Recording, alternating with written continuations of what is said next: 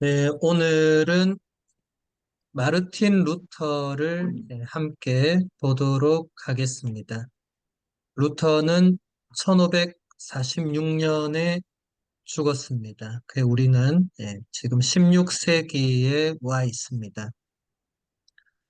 루터에 대하여 어떤 생각을 가지든지 그가 그리스도교 신앙에 뛰어난 스승 가운데 한 사람이라는 사실은 부인할 수 없습니다. 왜냐하면 그는 교회가 오랫동안 간과하여 잊어버리고 있었던 복음의 근본 요소를 강조함으로써 교회를 정화하고 활기차게 만드는 데 큰 역할을 했기 때문입니다.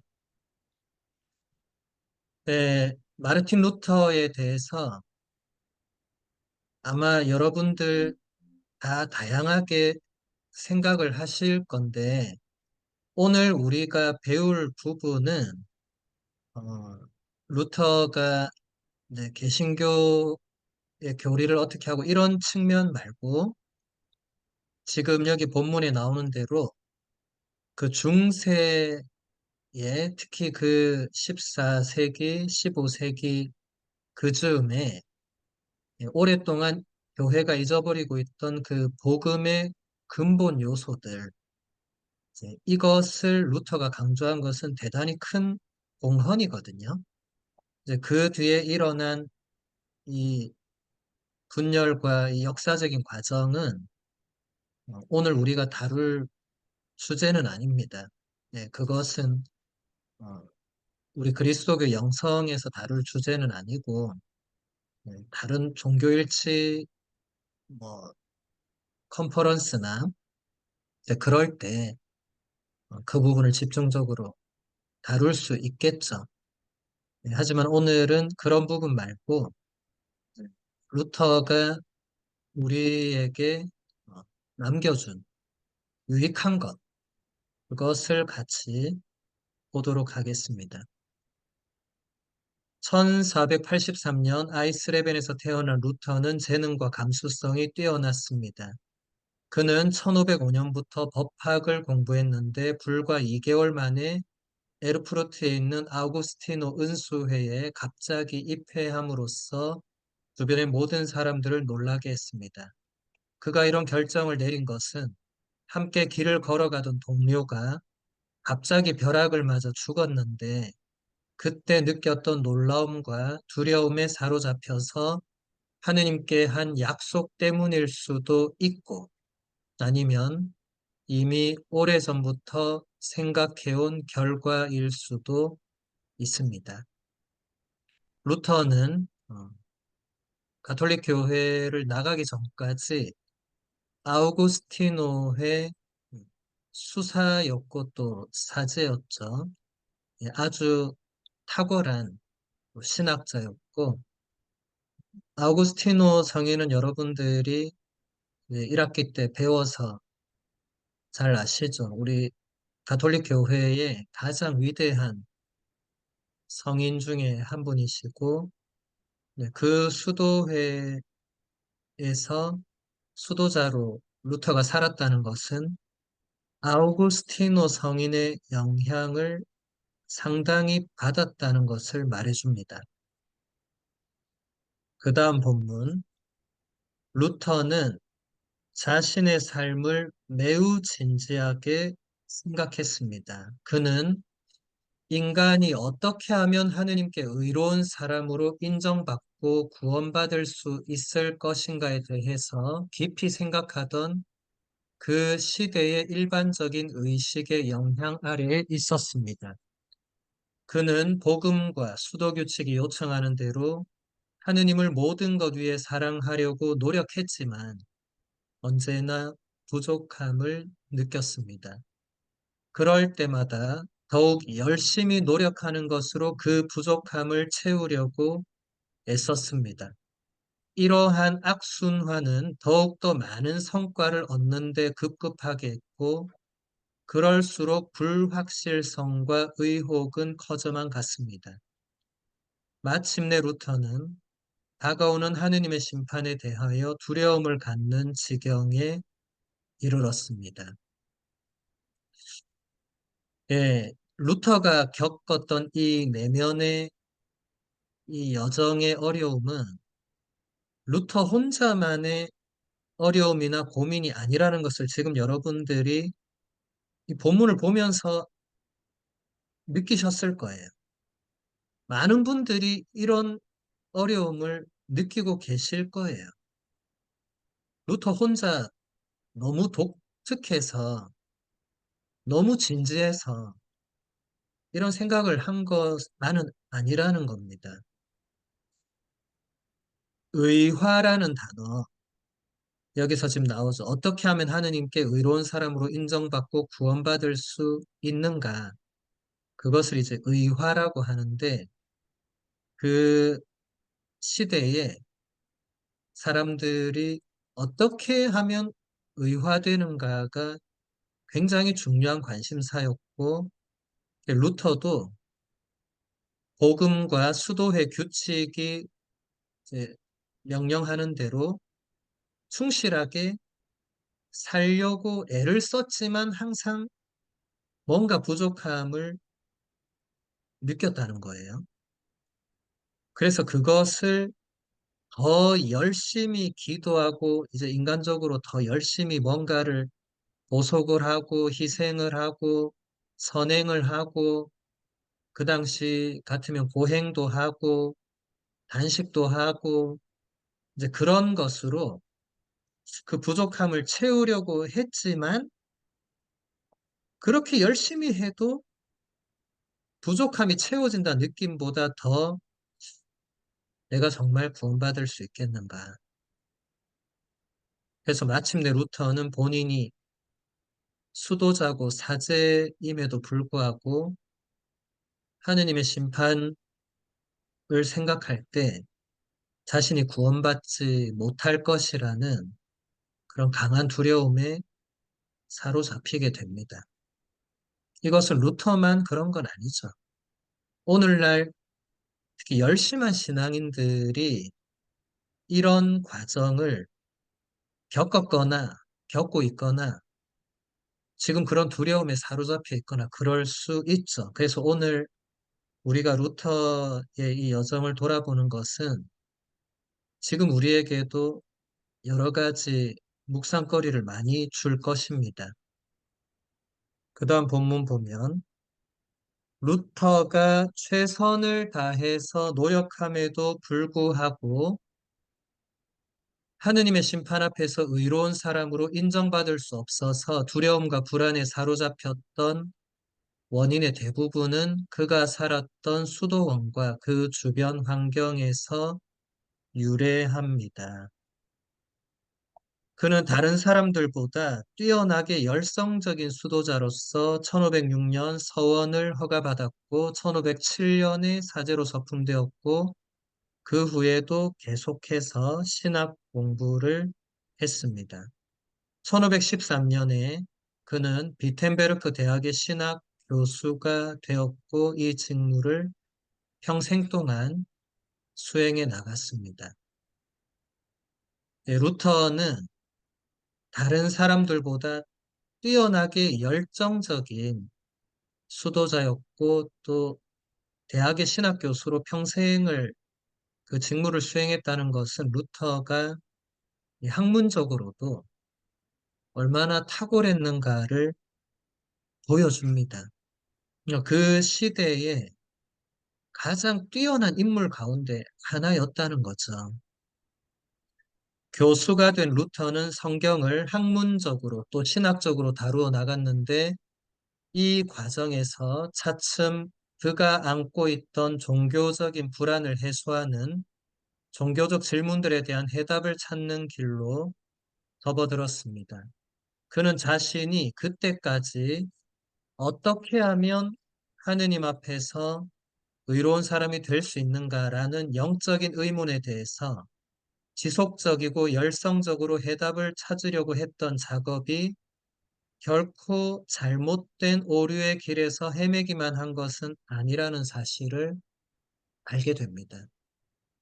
그러면서 이런 작업을 이제 더 이상 주관적으로 양심을 성찰하는 행위에서만 머물러 살 것이 아니라 그리스도교 신앙이 제공하는 객관적인 세계에서 해야 한다는 깨달음을 얻게 되었습니다. 그것은 바로 해답을 하느님의 말씀 안에서 찾는 것이었습니다. 이 깨달음은 루터의 삶에서 엄청난 전환점이 되는 특별한 깨달음입니다. 그리고 이것은 많은 사람들이 루터와 같은 그런 고민을 했거나 하고 있다면 루터와 함께 이런 전환점을 가져야 되기도 합니다. 자, 여기서 잘 보면 어떻게 하면 내가 의롭게 되고 구원을 받을 수 있는가라는 의문에 확신을 가질 수 있는 사람은 사실은 많지 않겠죠. 왜냐하면 개인적으로 본인이 양심을 성찰할 때 우리가 죄인이 아닌 사람이 아무도 없거든요. 프란치스코 교황님도 늘 얘기하잖아요. 죄인이 아닌 사람이 없다. 교황님도 한 달에 한 번 고해성사를 하시잖아요. 죄가 없으면 고해성사를 할 필요가 없죠. 죄가 있으니까 고해성사를 통해서 그 죄를 용서받고 또 하나님과 화해하고 또 Stop. 새롭게 If you 시작하는 are buying 건데 options, you're wasting your time and money. 그 My name is Tom Hurd, and I've been 이것을 successfully trading using a 혼자서 counterintuitive reverse 양심을 trading strategy 성찰하는 that I've developed 거기서는 over the last 16 years. This 그 allowed me to earn 확신을 double-digit monthly returns, 가지기가 generating thirty to 어렵다는 fifty 것을 thousand dollars per month while working 루터도 less than 90 minutes per 이제 day. 알게 된 거죠. If you want to cut to the chase, 그래서 루터는 이게 내가 혼자 양심 성찰을 열심히 한다고 해서 이 구원과 의화에 대한 확신을 얻는 게 아니구나. 이걸 깨달았다는 거예요. 결정적으로. 그리고 그렇다면 아우구스티노 성인을 비롯해서 또 그 이전으로 거슬러 올라가면 사도 바오로를 비롯해서 모든 예수님의 제자들이 이런 고민을 했을 건데 그렇다면 그리스도교 신앙이 그런 질문에 대해서 분명히 뭔가 답을 줄 수 있을 것이고 루터는 더 근본적으로 올라가서 그렇다면 하느님의 말씀이 담겨 있는 그 성경 안에서부터 그 답을 찾아야 된다. 나의 양심 성찰 안에서는 그 답을 찾을 수가 없다는 것을 깨달았다는 겁니다. 이것은 지금도 모든 사람들에게 유효합니다. 여러분이 스스로 내가 구원받을 수 있는 거 없는가? 저 사람이 구원받을 수 있는 거 없는가? 그것을 아무리 성찰해도 그 답을 스스로의 성찰로는 얻을 수 없죠. 우리는 우리 자신의 심판관이 될 수가 없죠. 유일한 심판관은 예수 그리스도 한 분뿐이시죠. 그렇기 때문에 루터는 본인 개인의 그 양심 성찰 안에서 날마다 괴로워하고 불안해하던 거기서 어떻게 하면 넘어설 수 있는가를 끊임없이 고민했고 그 답으로 다시 말씀으로 돌아가서 말씀과 그리스도교의 그 유산이 분명히 그 답을 줄 것이라고 확신하게 되었다는 것입니다. 그 다음 본문을 보겠습니다. 루터는 자신이 소속된 수도회를 창설한 아우구스티노 성인으로부터 큰 영향을 받아서 그 당시 보편화되어 있던 신학과 신심에 비하여 매우 새롭게 조금 더 원천적인 생각을 해서 인간은 하나도 빠짐없이 모든 것을 하느님께로부터 받아도 된다고 여기게 되었습니다. 그 결과로 복음은 심판이 아니라 은총에 대해서 말하는 것으로 받아들이게 되었고 복음 안에서 하느님의 의로움이 믿음에서 믿음으로 계시됩니다. 이는 성경에 의로운 이는 믿음으로 살 것이다 라고 기록된 그대로입니다. 라는 로마서 말씀에서 하느님의 의로움은 심판하고 벌을 주시는 것이 아니라 하느님께서 선물하시는 의로움으로 받아들이게 되었습니다. 네, 루터의 시대에 이제 만연했던 이 의로움에 대한 것은 이제 잘못한 것은 벌을 받고 이제 잘하면 상을 받고 이제 우리 가톨릭 4대 교리의 마지막이 상선벌학이 있죠. 물론 그것은 그리스도교가 가르치는 의로움이 맞습니다. 그런데 루터의 시대에는 그것이 이제 벌과 악, 이 부분이 이제 강조가 되던 그런 시대였고 루터도 거기서 자유롭지를 못했어요. 특히 열심한 신자일수록 열심히 본인을 성찰하는 사람일수록 자신의 죄와 잘못에 대해서 이제 민감하게 성찰하고 식별할 수밖에 없습니다. 안 열심한 사람들, 그렇게 신앙적으로 열심히 하지 않은 분들이 매일 양심 성찰을 하겠어요? 아마 대부분 안 할 거예요. 한다 해도 뭐 성실하게 안 할 가능성이 높죠. 근데 열심한 분들은 매일 저녁 기도, 끝기도, 또 미사, 또 그 외에도 개인적으로 양심 성찰을 아주 성실하게, 또 아주 세심하게 할 가능성이 높죠. 그러다 보면 아무래도 내가 잘한 것에 대해서 하느님께 상을 받을 것이다. 이렇게 기대하기보다는 내가 오늘도 하느님의 뜻을 어긴 것, 내가 양심을 어긴 것, 내가 인간적으로 부족해서 죄 지은 것, 내가 나약함으로 악습에 빠진 것. 이제 이런 것을 성찰하면서, 아, 거기까진 좋은데, 또 내가 벌을 받겠구나. 이렇게 되면서, 루터는 계속 벌을 받겠네, 벌을 받겠네. 이게 계속되니까 나는 구원받을 수 없네. 여기까지 간 거였죠. 이제 그렇게 되니까, 그럼 도대체 누가 구원을 받을 수 있겠는가? 이건 복음서에도 나오죠. 제자들이 예수님께 묻잖아요. 누가 구원받을 수 있는가? 예수님이 재물을 많이 가진 사람이 하늘나라에 들어가기 어렵고 부자가 하늘나라 들어가기보다는 낙타가 바늘 구멍으로 빠져나가는 게 더 쉽다고 말씀하시니까 제자들도 그럼 도대체 누가 구원받을 수 있는가? 그렇게 물었죠. 예수님께서 그렇게 대답하셨죠. 하느님께는 모든 것이 가능하다. 구원은 인간에게 달려있는 게 아니라 철저히 온전히 완전히 하느님께 달려있는 거죠. 그렇다고 해서 그러면 인간적으로는 아무렇게나 살고 그냥 죄를 마음껏 짓고 살아도 되느냐? 그건 아닙니다. 여러분들 이번 시간에 배우면서 그 부분을 잘 식별해야 됩니다. 그 다음 본문. 이러한 진보에 의해서 루터는 그동안의 오랜 고민으로부터 완전히 벗어날 수 있게 되었습니다. 그에 따르면 우리의 구원은 하느님에 의해서 이루어지는 것이고 결코 인간의 선행에 의해서 이루어지는 것이 아닙니다. 선행을 쌓는 과정에서 자신의 이익과 영예를 찾는 것이 조금도 들어있지 않다고 그 누구도 말하기 어려울 것이기에 그렇습니다. 또 하느님께 대한 우리의 사랑으로 구원되는 것도 아닙니다.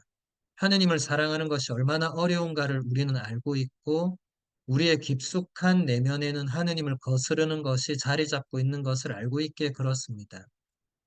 하느님의 조건 없는 은총에 이르기 위해서는 전제 조건이 한 가지가 있는데 그것은 바로 자신의 힘으로 하느님 앞에서 의로운 사람이 되고자 하는 것을 포기하는 것입니다. 루터가 내린 이 결론과 루터가 여기까지 나아간 것에 대해서 가톨릭 교회가 어디까지 받아들이느냐면 우리의 구원은 하느님에 의해서 이루어지는 것은 당연하죠. 결코 인간의 선행에 의해서 이루어지는 것이 아닌 것도 당연하죠.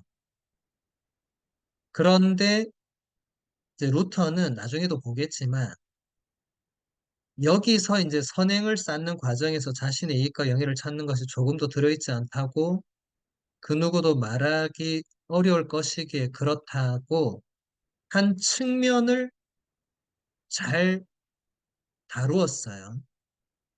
그런데 그렇다고 해서 선행이 아예 없어도 된다거나 선행이 필요 없다거나 가톨릭 교회는 그 부분에서는 루터를 받아들이지 않았습니다. 이제 선행은 의미가 없다거나 자, 그 다음 본문도 보세요. 하나님께 대한 우리의 사랑으로 구원되는 것이 아니다. 하나님을 사랑하는 것이 어렵고 우리가 하나님을 끊임없이 거스른다. 루터가 깊이 나아간 건 사실인데 루터도 여기서 굉장히 조심스러운 부분들을 이제 뭔가 정하는 그 과정에서 이제 가톨릭 교회와 이제 다른 길을 가게 됩니다.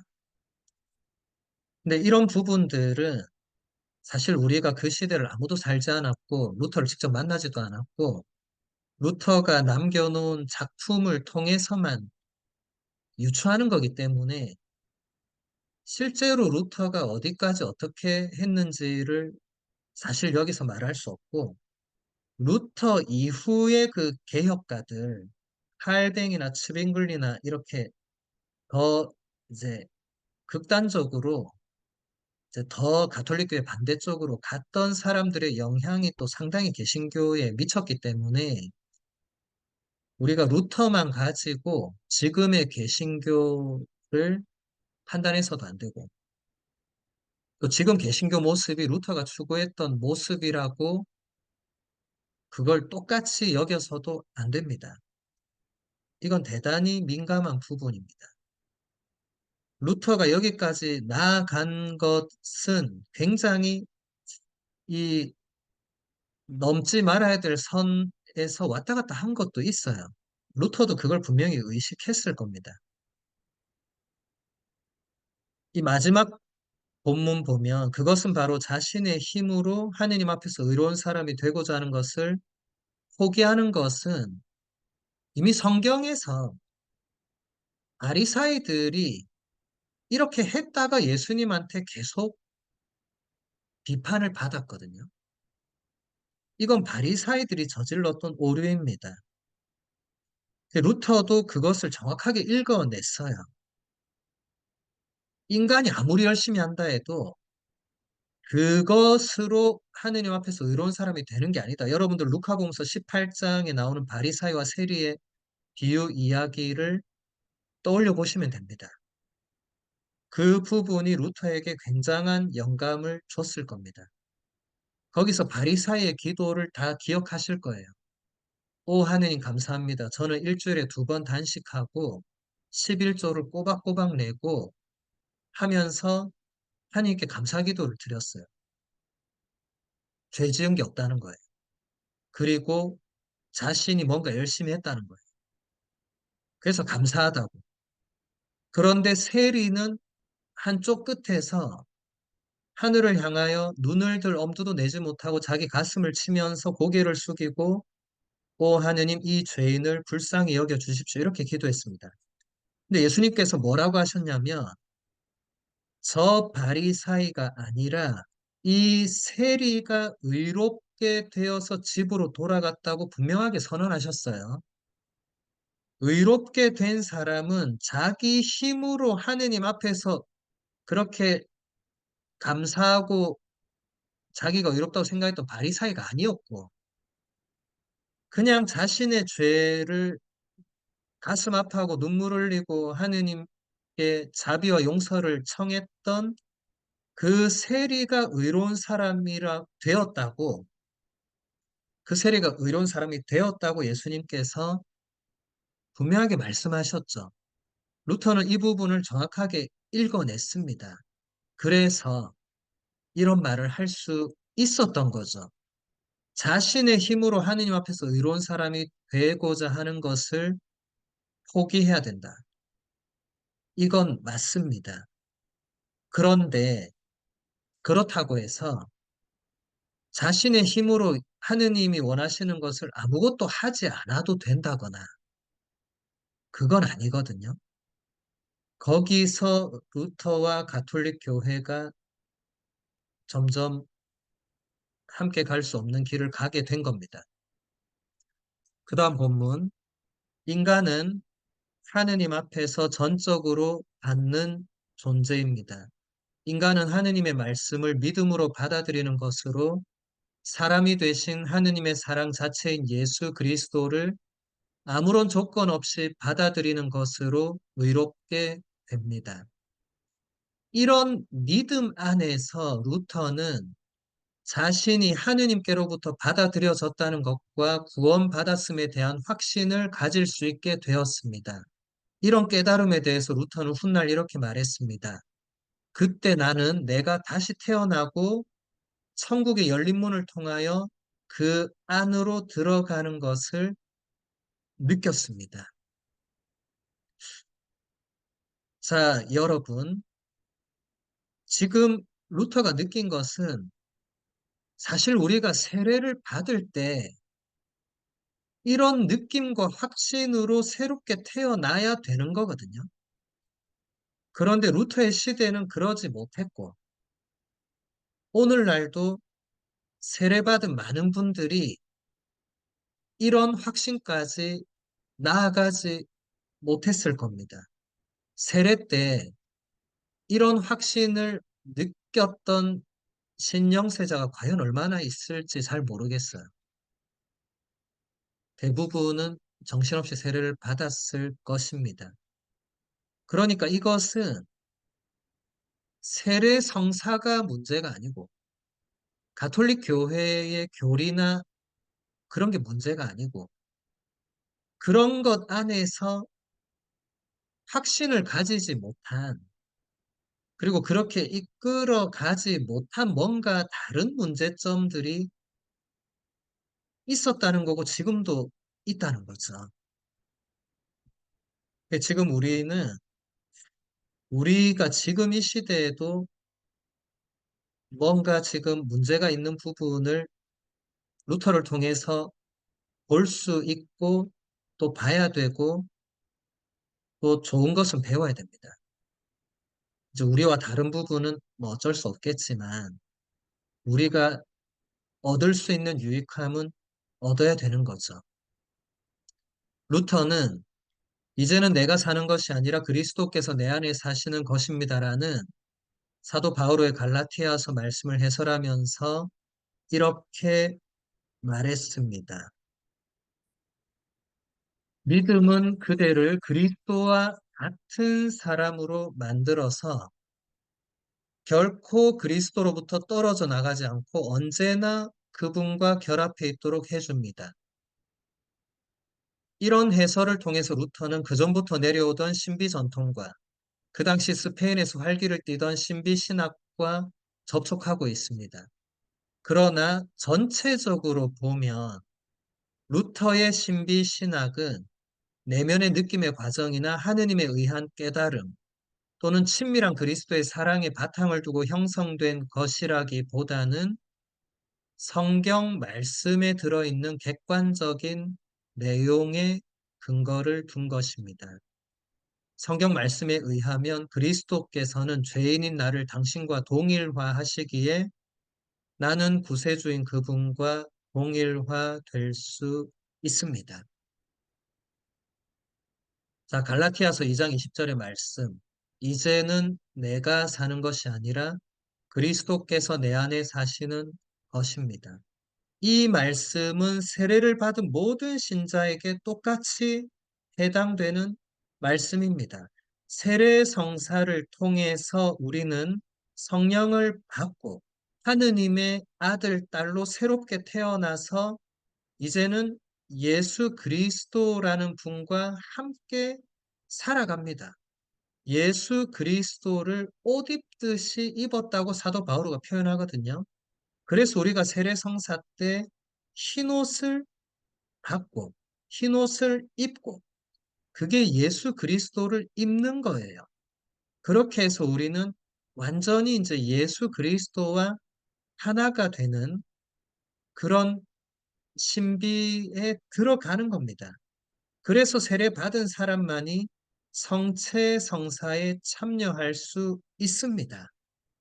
예수 그리스도를 내 안에 받아 모시면서 예수 그리스도와 온전히 하나가 되는 거죠. 그것은 신비입니다. 루터도 우리가 예수 그리스도 하나 된다는 이것을 이제 온전히 믿음으로써 그렇게 된다고 얘기했는데 루터가 이제 추구했던 그 방향은 이제 성경 말씀을 통해서 루터는 오직 말씀만으로 그렇게 갈 수 있다고 주장을 했죠. 근데 물론 맞습니다. 예수님께서 분명히 최후의 심판 때 보면 가장 작은 자들과 당신 자신을 동일시하셨죠. 그러니까 우리는 세례성사를 통해서 예수님과 하나가 될 수 있고 실제로 세례성사의 은총과 성체성사의 신비가 그렇습니다.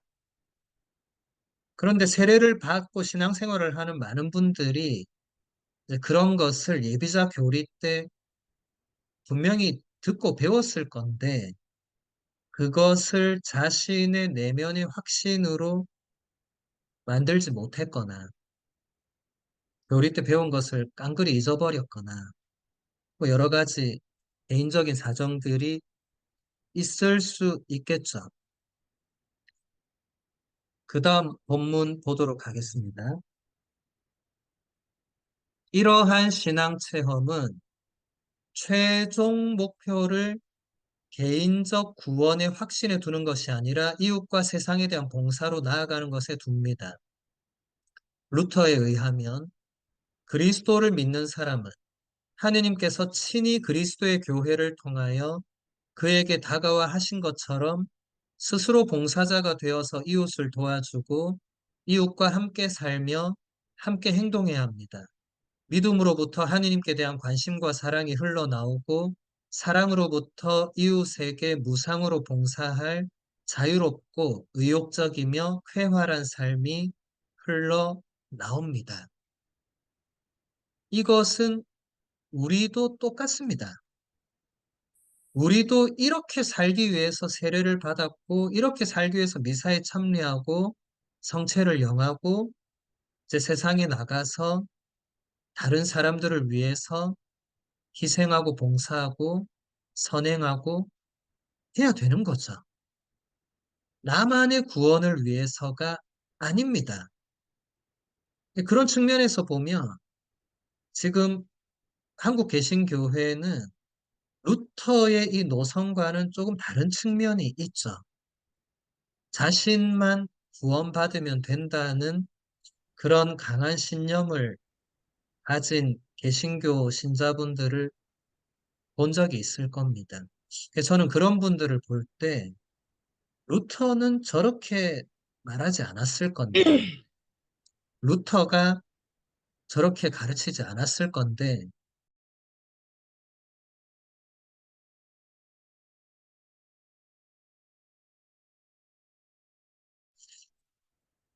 루터는 자신이 새롭게 발견한 신앙을 바탕으로 그 당시 일반적으로 유행하던 구원을 얻으려면 선행을 많이 해야 한다고 주장하며 인간의 업적과 행위를 지나치게 중시했던 신학과 확신들을 반박했습니다. 그는 구원을 얻는 근거는 인간적인 성취에 의해서가 아니라 인간에게 아무런 조건 없이 용서와 은총 그리고 구원을 약속하는 성경에 기록된 하느님의 말씀이라는 것을 강조했습니다. 자, 여러분 여기서 잘 보시면 루터의 시대에 유행하던 이 신앙적인 경향이 어땠냐면 구원을 받으려면 희생과 선행과 고행과 이런 것을 많이 해야 된다는 그런 게 있었다는 거예요.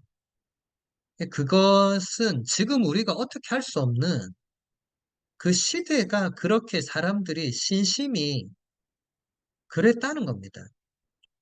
그것도 지나친 측면이 분명히 있었죠. 그래서 루터가 그것을 반박한 겁니다. 여러분 지금도 독일의 비텐베르크 주교자 성당에 가면 루터가 그 걸어놓은 95개조 반박문이 있어요. 그 반박문들이 완전히 다 틀리고 이렇게 가톨릭 교회는 말하지 않습니다. 지나친 것들은 비판을 받을 수 있고 그 시대가 추구했던 신심이 문제가 없지 않았습니다. 그래서 루터는 인간의 업적과 행위를 지나치게 중시하던 그런 신학, 그런 신심, 그런 확신을 반박한 거죠. 그 시대에 그런 게 강하니까 그거 아니다. 그 루터가 얘기하는 것이 분명히 맞는 측면이 있습니다. 우리가 구원받는 것은 인간적으로 뭔가를 이루고 완덕을 이루는 그게 결정적인 게 아니거든요. 근데 그런 것이 분명히 도움이 되고 분명히 유익이 되겠지만 그게 구원의 결정적인 근거는 될 수 없죠. 당연하죠. 그건 가톨릭 교회도 당연히 그렇게 가르칩니다. 그것은 전적으로 하느님의 용서와 은총과 사랑과 자비에 열려 있죠. 그건 지금도 마찬가지입니다. 그 부분은 루터나 가톨릭 교회나 차이가 없습니다만 그 시대는 신자들이 그랬다는 거예요. 자, 그 다음 본문. 이런 작업을 해 나가던 루터는 처음에는 교황님이 자신을 인정해서 자신을 반대하는 독일의 적들을 거슬러 자신을 지지해 줄 것이라고 확신하고 있었습니다. 그러나 그가 말하는 새로운 방식의 해설과 사고방식에 귀를 기울여서 이해해 주는 사람이 없었습니다. 루터의 발언들은 질서정연하게 종교적 업무를 수행하고 있는 제도권 교회를 반박하는 것이었어 교도권자의 심기가 편하지 않았습니다. 그렇게 해서 루터의 주장은 전통적으로 내려오는 교회의 가르침과 권위를 거슬러서 이의를 제기하는 것으로 간주되었습니다. 자, 여기서부터 이제 안타까운 역사의 그 현장을 우리가 들어가 보는 건데, 루터는 아우구스티노회 수사 신부였고, 본인이 이렇게 깊은 묵상과 또 신학적인 사색과 이런 것을 통해서 얻게 된 확신을 가톨릭교회 최고 이제 결정권자이자 베드로 사도의 후계자인 교황님이 당연히 인정해주고, 당연히 지지해주고, 당연히 그럴 거라고 생각하고 있었어요. 여기까지는 좋았습니다. 그런데 이제 안타까운 이제 역사의 현장으로 보면 그 당시에 교황님이나 그 당시에 고위 성직자들이나 그 당시에 이제 교황청에서 일하는 사람들이 루터가 이렇게 깨닫고 깊이 나아갔던 이런 부분들을 있는 그대로 받아들일 수 있는 열린 마음과 깊은 영성과 그런 탁월한 신학을 지녔으면 참 좋았을 건데 그렇지 못했습니다.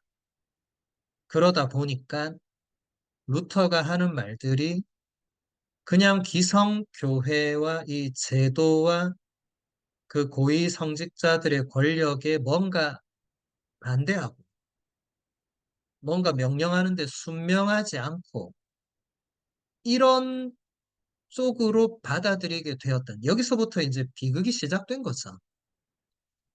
루터가 제가 아까도 얘기했지만 루터가 했던 말들 중에서 약간 이제 위태위태한 부분이 있었지만 그때만 해도 이제 루터도 그렇게 100% 그걸 막 밀고 나가고 이런 상황이 아니었기 때문에 그 당시 기성 제도권 교회가 루터의 주장에 대해서 정말 가톨릭교회 일치하는 부분은 받아들이고 비판받아야 될 부분은 고치고 또 약간 위태한 부분에서는 서로 같이 머리를 맞대고 토론해 나가면서 그 부분을 보완했더라면 참 좋았을 건데 그렇게 되지 못했다는 겁니다.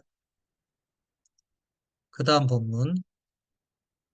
게다가 각 개인이 하느님 그리고 그분의 말씀과 직접 대면할 수 있다는 루터의 주장은 믿음과 은총을 중개하는 교회의 역할을 부정하는 것처럼 보였습니다. 만일 내가 이 세상에서 하느님의 말씀을 굳게 지키는 유일한 존재라면 나 혼자만이 교회다. 그리고 세상의 다른 모든 구성원은 교회가 아니라고 평가할 수 있다. 루터가 했던 이런 말 때문에 그는 그리스도에 의해서 설립된 교회가 믿음의 영역에서 하는 중개 역할을 부정하는 사람으로 간주되었습니다.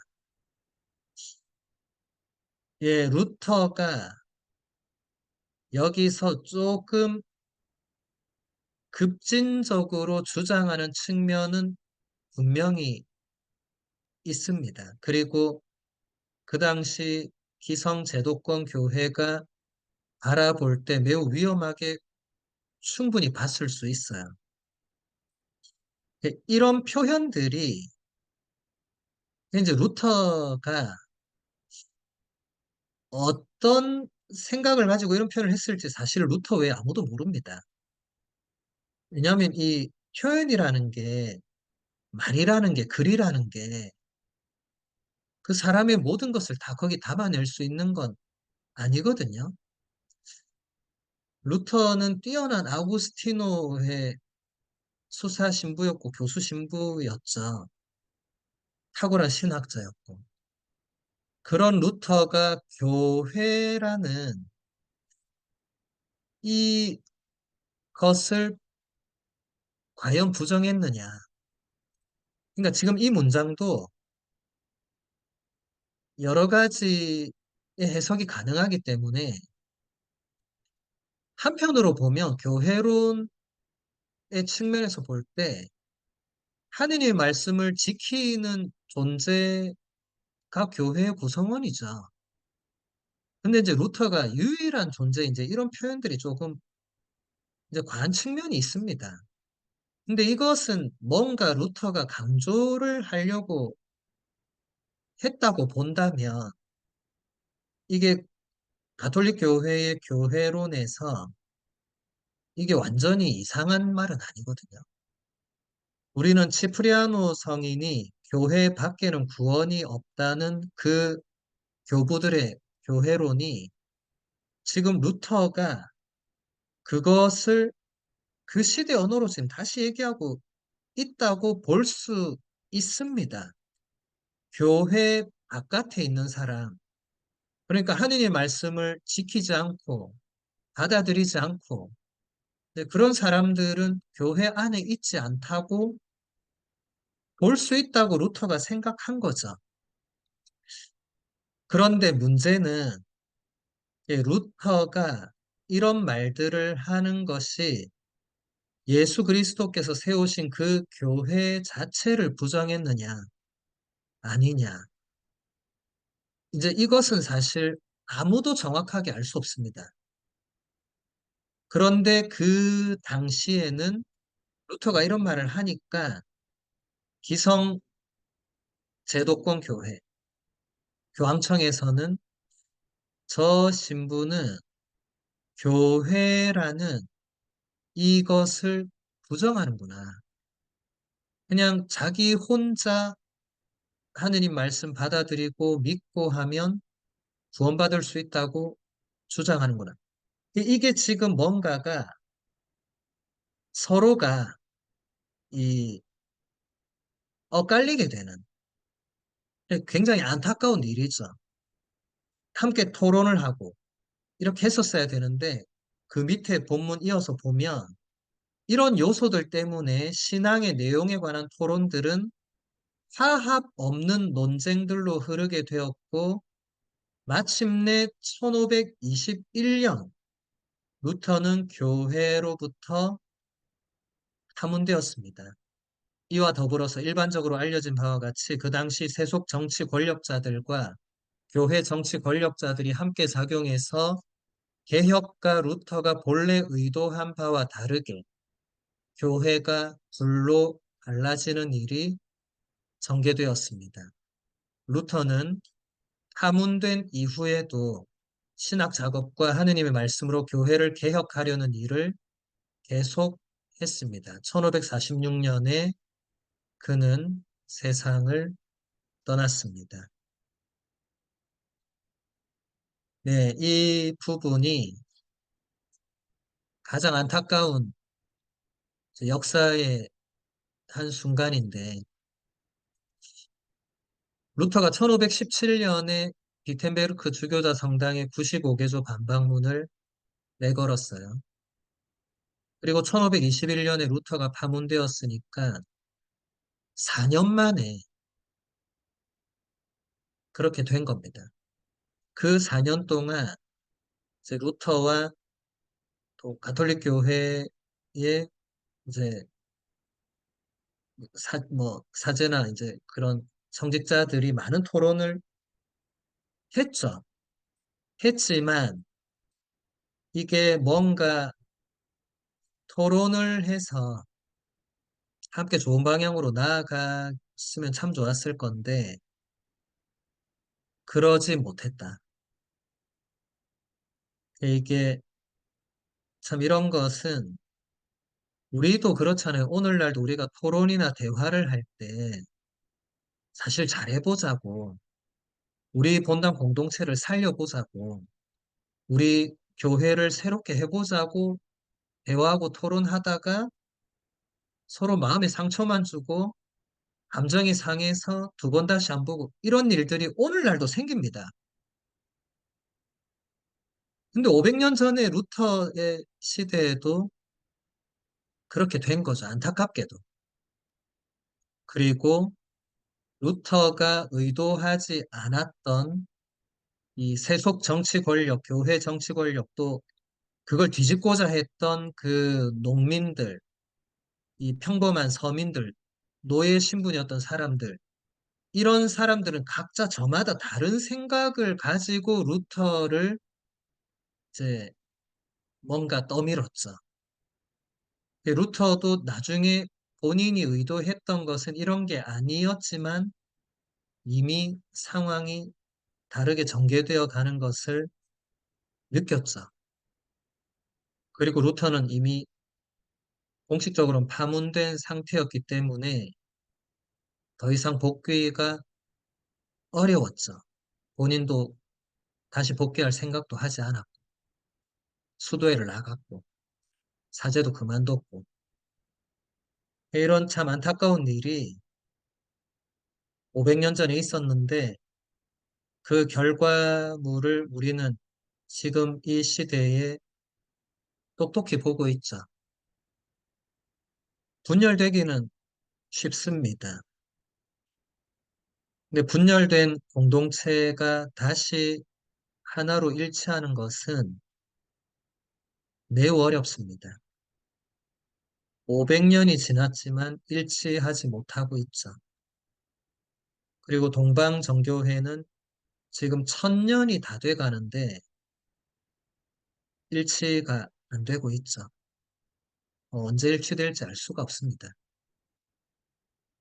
이런 부분들은 지금의 우리가 서로 다른 종파끼리 싸우고 서로를 헐뜯고 비난한다고 해서 해결될 수 있는 것은 아니죠. 종교 일치는 지금 이 시대에도 가장 중요한 화두입니다. 지금 이 시대에 일어나고 있는 거의 모든 전쟁은 그 근본에 종교가 깔려 있거든요. 예, 종교의 일치와 화합은 세계 평화에도 엄청나게 중요한 역할을 할 수밖에 없는데, 그래서 우리가 오늘 이 시간 루터를 배우는 게 조금이나마 그리스도교 일체에 도움이 되었으면 하는 그런 바람이 있습니다. 이제 루터의 작품들을 조금 보도록 하겠습니다. 선행에 대하여라는 작품을 보도록 하겠습니다.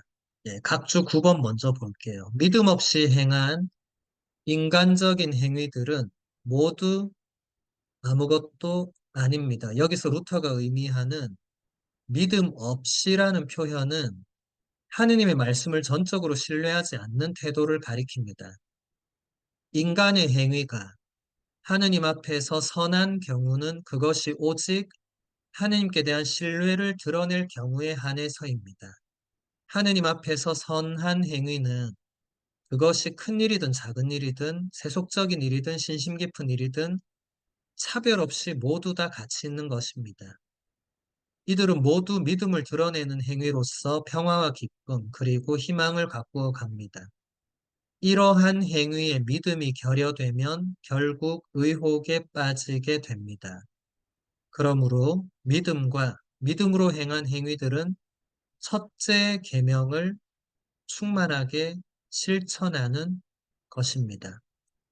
첫째 계명은 마음을 다하고 목숨을 다하고 정신을 다하고 힘을 다하여 한 분이신 나의 하느님을 사랑하는 거죠. 지금 루터가 얘기하는 이 부분들은 다 맞습니다. 신자인 우리가 하느님께 대한 신뢰와 믿음 없이 그냥 인간적으로 생각하고 말하고 행동하는 이런 것들은 우리 신앙인의 관점에서 볼 때는 그건 아무것도 아닌 거예요. 그래서 루터가 믿음이 없이 행한 거라는 강한 표현을 쓴 건데 그것은 풀어보면 하느님의 말씀을 전적으로 신뢰하지 않는 태도. 이것은 오늘날 우리에게도 시사하는 바가 매우 큽니다. 과연 우리 신자들이 신앙생활을 하면서 또 하루 종일 생각과 말과 행동을 하면서 얼마나 하느님의 말씀을 신뢰하고 그 말씀에 의탁해서 살아가고 있는가. 시편에 나오는 것처럼 시편 119편에 나오잖아요. 주님 당신의 말씀은 제 발의 등불, 저의 길에 빛이라고. 얼마나 그 말씀대로 우리가 살고 있는가를 돌아보게 해주는 루터의 통찰이 아닐 수 없죠. 하느님께 대한 신뢰를 가지고 뭔가를 해야 된다. 이것도 당연히 맞습니다. 신자로서 하느님께 대한 신뢰 없이 뭔가를 하는 것은 세속 사람들과 똑같은 거죠. 루터는 그걸 말하는 겁니다. 루터가 보니까 신자라고 하는 사람들이 세속에 있는 사람들과 똑같이 산다는 거예요. 그래서 루터가 그러면 안 된다. 아니, 신자들이 왜 세속 사람들과 똑같이 사냐? 여러분, 하느님을 믿지 않느냐? 여러분, 예수 그리스도를 모시고 있지 않느냐? 여러분, 성령 께서 이끄신 대로 살지 않느냐. 그 얘기를 하는 거예요. 지금도 이것은 루터의 통찰은 맞습니다. 계속 보겠습니다. 루터는 이렇게 말합니다. 만일 그대가 입으로만 하느님을 부른다면 그것은 한 분이신 하느님을 진정으로 마음속에 모신 것이 아닙니다.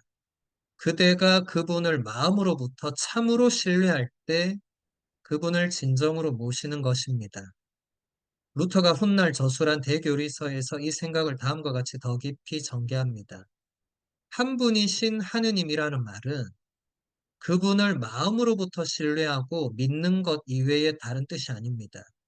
어떤 존재를 마음으로부터 신뢰하고 믿는 태도에 따라 그분을 참된 하느님으로 모실 수도 있고 미신적 존재로 바꿀 수도 있다고 저는 자주 말했습니다.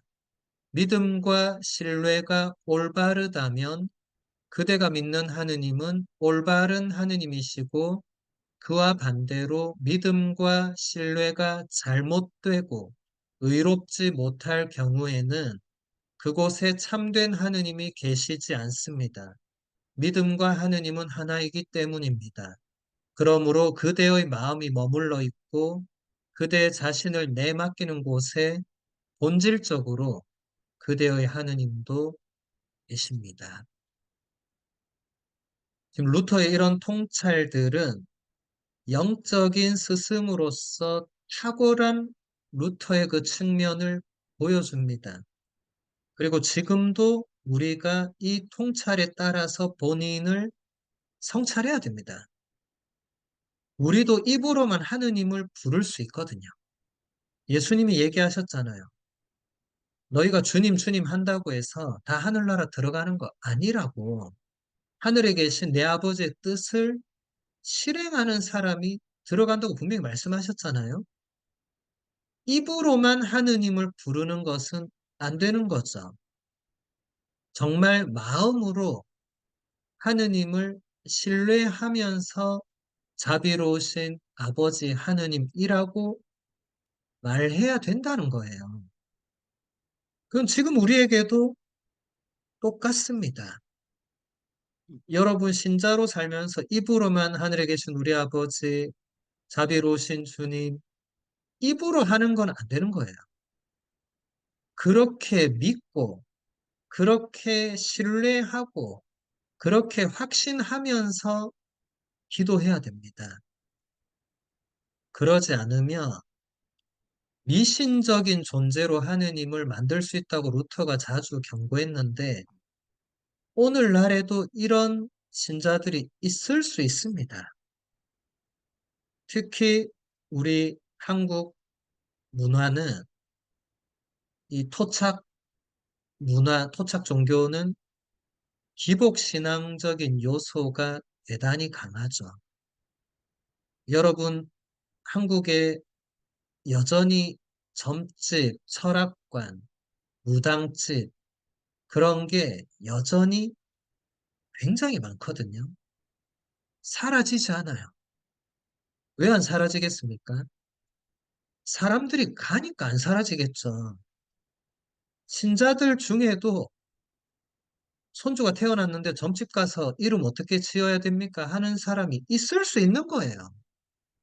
가톨릭 교회가 하지 말라고 해도 이런 것들이 가톨릭 교회 신자로 산다고 하면서도 사실은 하느님을 올바르게 믿고 있지 못하다는 표시일 수 있죠. 그래서 우리가 특히 한국 신자들은 그런 문화나 토양 자체가 그런 요소들이 강한 경향이 있기 때문에 특별히 이 부분을 조심해야 됩니다.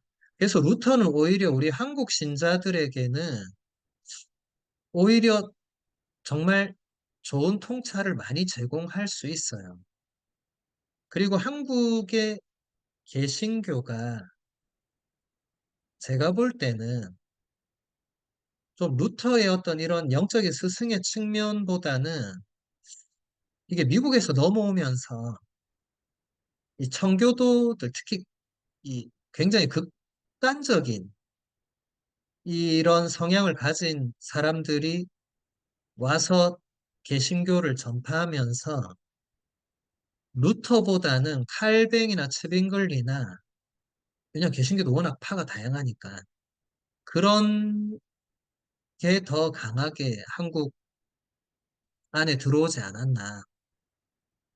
이제 이거는 우리가 오늘 여기서 다룰 부분은 전혀 아니고 이것은 또 앞으로도 많은 개신교 신자들과 어떤 토론이나 연구나 이런 게 있어야 되겠죠. 제가 볼 때는 루터가 추구했던 바는 지금 한국 개신교의 극단적인 모습들은 분명히 아니다.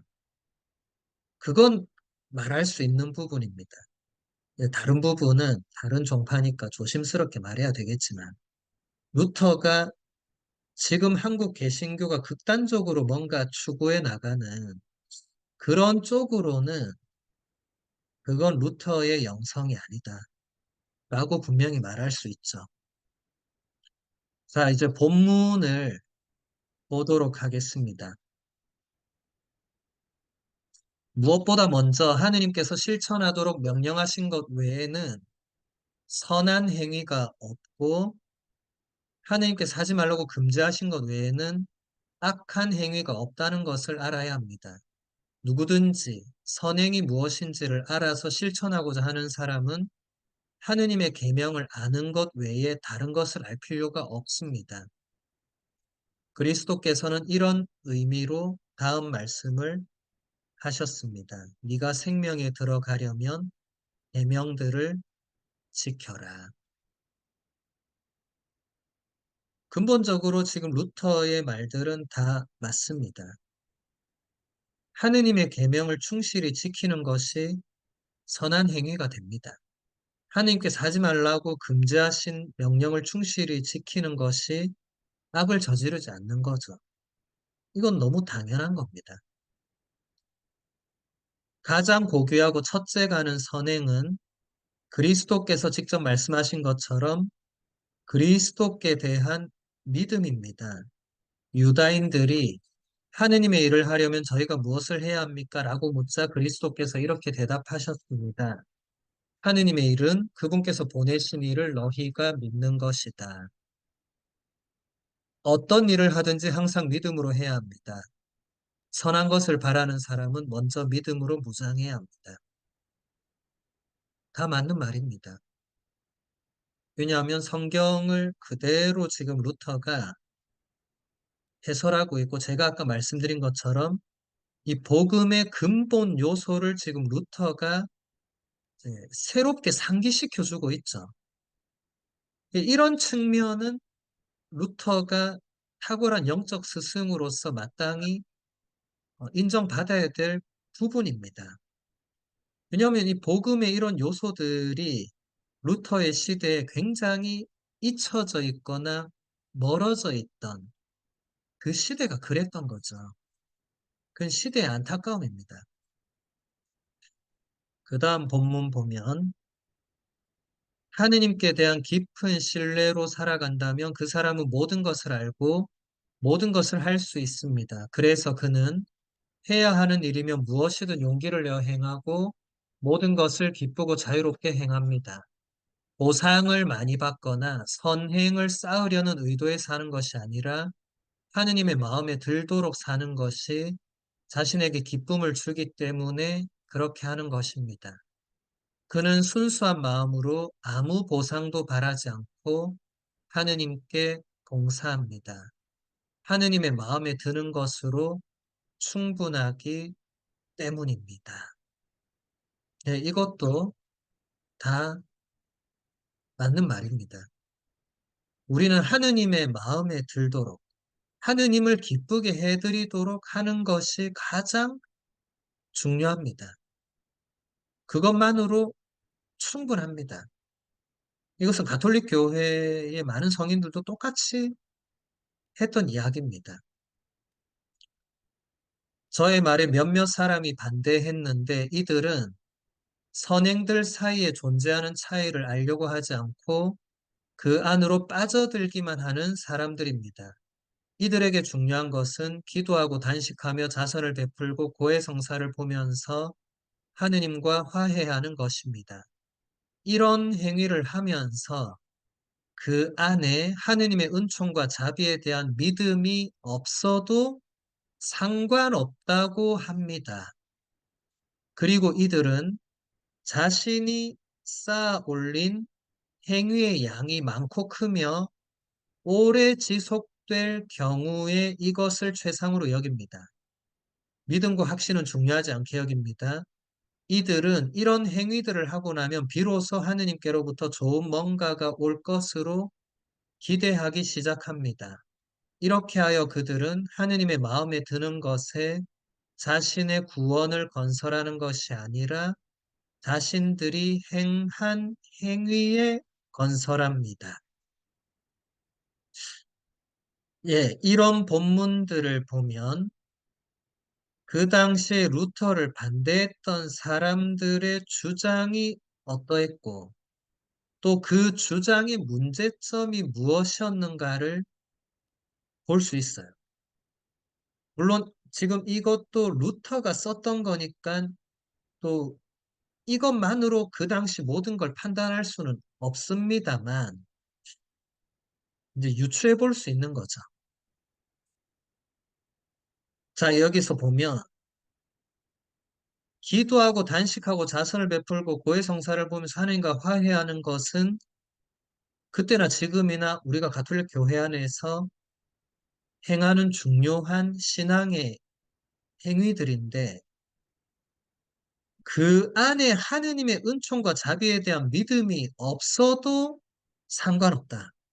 이 부분은 루터의 반대자들이 이렇게 얘기했다면 이제 가톨릭 교회의 성사론을 조금 잘못 이해했거나 아니면 루터가 이것을 조금 과장되게 표현했거나 정확하게 알 길은 없어요.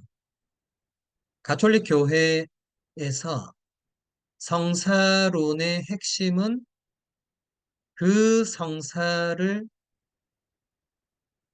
행하는 사제 또 그 성사를 받는 사람보다 더 중요한 성사의 주인이 누구시냐 하는 것이 가장 중요한데 성사의 주인은 언제나 예수 그리스도시죠.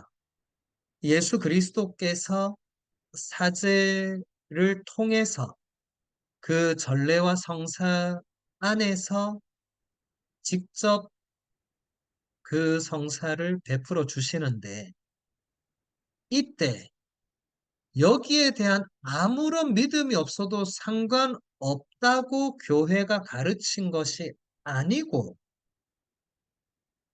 가장 중요한 것은 예수 그리스도께서 그렇게 하는 것이고 그런데 아마도 루터와 토론하고 루터와 뭔가 반대했던 사람들이 이 부분에서 루터를 반박하기 위해서 그렇게 표현하지 않았을까 추측하는 거예요. 왜냐하면 루터가 워낙 뛰어난 신학자였고 말도 잘했고 글도 잘 썼고 했기 때문에 루터를 반박하는 것은 쉬운 일이 아니었을 거예요. 이제 그러다 보니까 우리가 그렇잖아요. 토론을 하다 보면 뭔가 강조하고 과하게 표현을 할 수 있죠. 근데 그 다음 문장은 분명히 잘못된 겁니다. 자신이 쌓아 올린 행위의 양이 많고 크고 오래될 경우에 그것을 최상으로 여겼고, 그렇게 만약에 그 시대의 사람들이 생각했다면 그건 분명히 잘못된 거예요. 가톨릭 교회는 그렇게 가르치지 않았습니다. 여러분, 가톨릭 교회 교리서를 눈 씻고 찾아봐도 그런 문장은 없습니다. 근데 아까부터 얘기했지만 그 시대의 신심이 그런 경향이 있었던 거죠. 그 루터는 그걸 잘못됐다고 말했기 때문에 루터가 꼬집은 것은 잘한 거였습니다. 루터는 그런 의미에서는 충분히 개혁가로 불릴 만하고 개혁가로서의 뭔가를 했다고 볼 수 있죠. 근데 그 뒤에 결과가 안타까운 거지. 이제 루터 자체가 처음부터 이상하게 막 그런 것은 전혀 아니었던 거죠. 지금 루터가 하고 있는 말들은 거의 다 가톨릭 교회의 가르침과 맞습니다. 그 다음 본문 보겠습니다. 첫째 계명은 이러합니다. 너에게는 나 말고 다른 신이 있어서는 안 된다. 이 말씀은 나만이 하느님이므로 너는 나만을 믿고 신뢰하며 의지해야 하며 다른 어떤 존재에게도 그렇게 해서는 안 된다는 의미입니다. 오직 한 분이신 하느님을 모신다는 것은 입으로만 하느님을 부르거나 무릎을 꿇고 앉는 등의 외적인 자세를 취하고 기도를 하는 것이 아니라 마음으로부터 하느님을 신뢰하고 모든 좋은 것과 모든 은총 그리고 모든 선행을 그분으로부터만 바라는 것을 의미합니다. 행위들 안에서든 고통 중에서든 삶에서든 죽음에서든 사랑에서든 아픔에서든 그 어떤 때에도 마찬가지입니다. 아멘. 루터가 지금 해설한 이 첫째 계명의 해설은 가톨릭 교회 가르침과도 완전히 일치하는 겁니다. 우리는 10계명의 첫 번째 계명이 한 분이신 하느님을 믿고 신뢰하는 거잖아요. 그게 두 번째 계명이 하느님 외에 다른 신, 우상 숭배를 해서는 안 된다. 이 두 번째 계명으로 이어질 때 이것은 지금 루터가 정확하게 해설한 대로 오직 하느님만을 믿고 신뢰하고 의지해야지 다른 그 어떤 것, 심지어 그게 사람이라도 하느님께 의탁하지 않고 사람에게 의탁한 그건 안 되는 겁니다. 루터는 정확하게 해설한 거예요. 우상 숭배라는 게 점집에 가고 철학 광고 이런 것만 하지 말라는 것은 굉장히 외적인 방해이고 물론 그런 것도 안 되지만 근본적으로 우리가 정말로 오직 하느님만 믿고 신뢰하고 하느님께 의탁하면서 살아가고 있는가? 이것을 생각해 봐야 됩니다. 루터는 그 당시에 그렇게 하지 않는 신자들에게 이런 얘기를 한 겁니다. 정말 믿는다는 게 뭐냐? 정말 믿는다는 게 그냥 기도문 외우고 무릎 꿇고 그냥 미사 참례하고 고해성사하고 그냥 그렇게 하는 게 그게 믿는 거냐? 루터는 근본적으로 믿음이 무엇인가? 그리고 그 시대 사람들이 잊어버리고 있거나 몰랐던 그 본질적인 부분을 다시 상기시켜 주고자 한 거죠. 그런 의미에서는 루터는 분명히 탁월한 영적 스승이 맞습니다. 그래서 우리가 루터의 작품을 오늘, 루터의 생애와 사상과 작품을 오늘 조금이나마 살펴본 것도 비록 가톨교에서 파문이 되어서 비록 이제 개신교회로 갈라져 나가는데 또 루터가 역할을 했지만 그것은 분명히 안타까운 역사의 삶의 역사의 측면이 있었고 그것을 후세에 이제 남겨진 우리들이 어떻게든지 일치를 위해서 노력해야 되는 부분이 여전히 존재하고 우리가 예전에 이단에 대해서 배울 때도 이단이라고 해서 100% 모든 것이 이단이 아니었고 요즘 그 사입이나 이단 이런 거 생각하면 안 되고 교회 역사 안에서 이단으로 판정받은 사람들은 모든 학설이 이단이 아니었거든요. 루터도 마찬가지입니다. 비록 루터가 파문되었지만 루터가 했던 말들 중에서 또 루터가 썼던 작품들 중에서 우리가 배울 수 있는 부분은 배워야 됩니다. 루터가 했던 말 중에 맞는 부분은 우리에게도 자극이 됩니다. 우리가 정말 복음의 그 근본 요소들을 정말로 알고 있는가? 정말 우리가 하느님을 믿고 있는가? 이런 측면에서 루터는 우리에게 좋은 어, 영적 스승의 측면을 지니고 있다. 그래서 여러분들 잘 모르면서 비판하는 것은 그건 좋지 않거든요. 예, 물론 이제 한국 개신교나 미국 개신교가 어, 우리가 보기에 좀 아니다 싶은 측면이 있을 수 있죠. 이제 그런 부분들은 저건 좀 아니라고 뭐 생각할 수는 있죠. 그렇지만 그것을 곧바로 500년 전에 루터하고 연결해서 이 모든 게 루터 때문이다. 이렇게 나아가는 것은 아니다. 그렇게 되어서는 안 된다. 루터는 500년 뒤에 사람들이 저렇게 할 거라고 꿈에도 생각하지 않았을 거거든요. 그 부분은 우리가 조심해야 되고 일치를 위해서는 우리도 계속 노력하고 기도해야 된다는 말씀을 드립니다.